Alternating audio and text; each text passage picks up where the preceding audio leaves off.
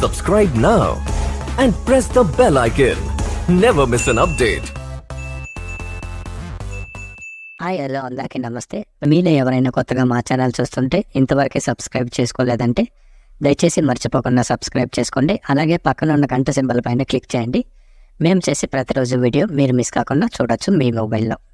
వేరు చేస్తున్నారు Palamaner tomato market. ఈరోజు డేట్ వచ్చేసి 23వ తేదీ 4వ నెల 2025 సంవత్సరం.